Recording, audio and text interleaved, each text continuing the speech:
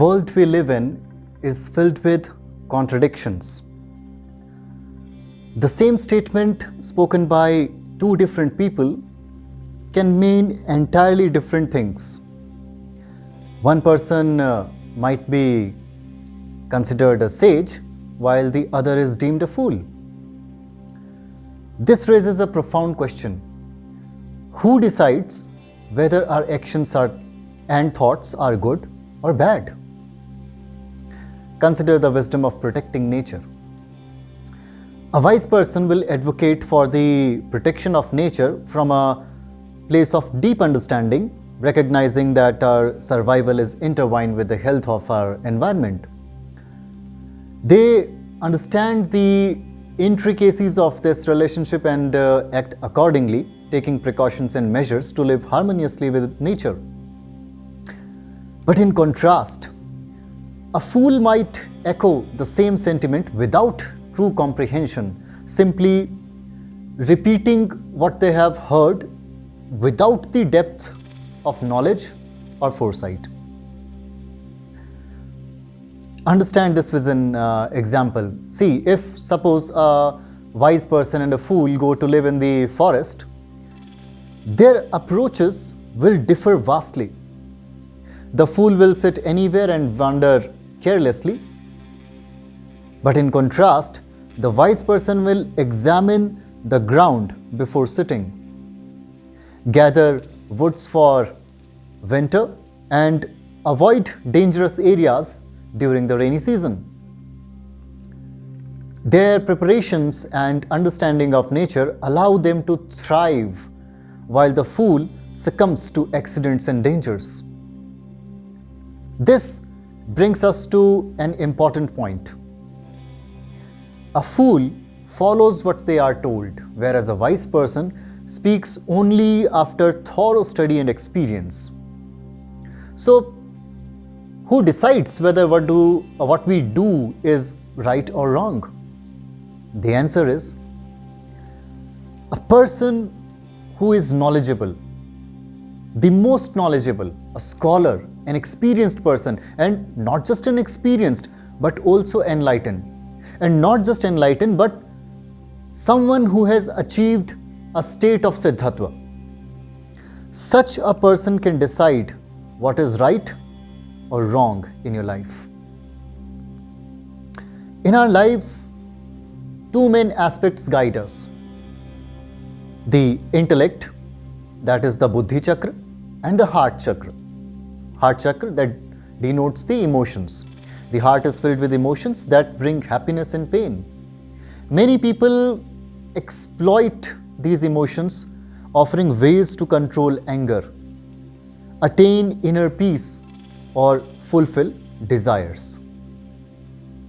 These are all people who trade in emotions, while we must understand emotions and transcend them. But these peoples will keep you entangled in how to balance your emotions throughout life. This makes it makes you always prioritize your emotions, thinking you should feel good, you should find happiness. And above all, humans want sensory pleasures in every place, in every subject. We must transcend these emotions and understand them deeply. Maha Siddha Ishaputra teaches us that our incessant desire for sensory pleasures is a deception of our intellect and emotions. True bliss is beyond sensory experiences. And we are so bound by these desires that we cannot imagine any other kind of pleasure. People often say that to stay on the spiritual path, one should experience bliss or anand. However, bliss or anand is beyond sensory pleasures. True bliss is not something we experience with our senses. Actually, it's a state of being beyond them. Look, Bhagwan Krishna teaches us, Sukha dukkhe same kritva labha labho jaya jayo. Meaning, a true yogi maintains equanimity in pleasures and pain, gain and loss, victory and defeat. If our spiritual practice is driven by pursuit of happiness or peace, we are on the wrong path. Real spiritual growth comes from transcending these desires and recognizing the deeper truth of existence. The true nature of soul or the supreme being might be Sat Chit Anand, Sat Chit Anand Ghan Swarup. But you won't experience it with your senses. You won't experience it today itself, right? In spirituality, the greatest battle is with oneself. See, it is easy to see faults in others, but to acknowledge and correct our own flaws require immense courage. Most humans lose this battle and develop hatred against their dharma gurus and their traditions. What differentiates us from animals is our ability to choose the path of hardships and suffering for transformation, for our transformation. So, who decides which path is superior? A person who walked both paths and achieved equanimity. A perfected yogi can make that decision. Only a true guru, a Siddha Guru or a Maha Siddha can guide us correctly, right? We often hear people say that nothing happens from karma and that everything is predetermined.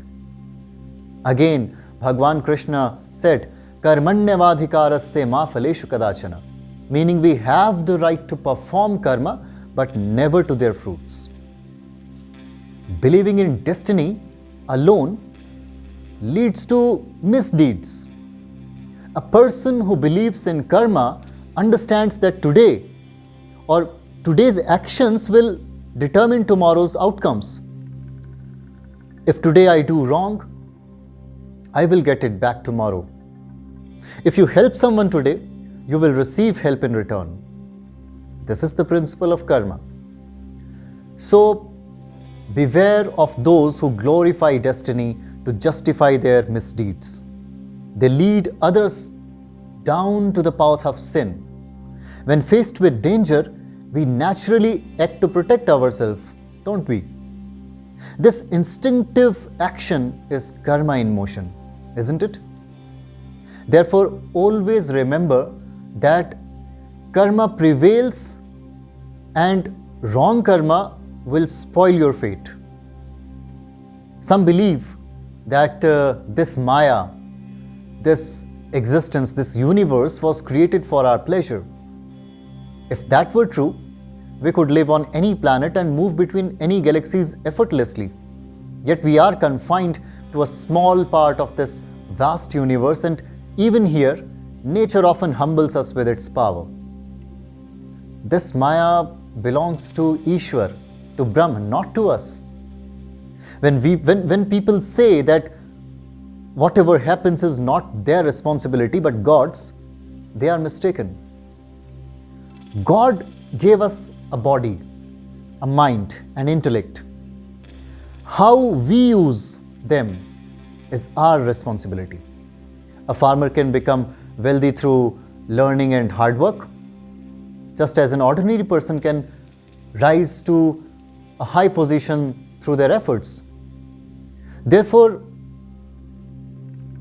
our actions determine our outcomes. If everything were truly God's responsibility, we would not suffer from others' misdeeds, right? Remember, those who weave such fallacies are heading towards a dark world of sin. They lack an anchor point in life and deceive themselves as well as others. When such people come to you, they confuse you with their words, making it difficult to discern right from wrong. So who will decide what is right and what is wrong? Who will decide what is nectar, what is poison? Only Mahakal Shiva.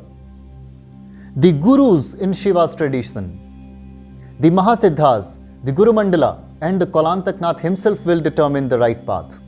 You will not decide, because you see, no criminal can be their own judge, right? In the end, I would say, always perform your karma with understanding and wisdom.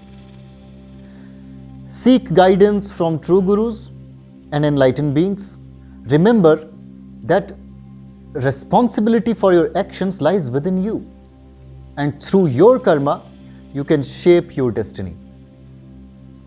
May we all strive to attain the wisdom and equanimity of a true yogi, transcending our desires and living in harmony with the universe.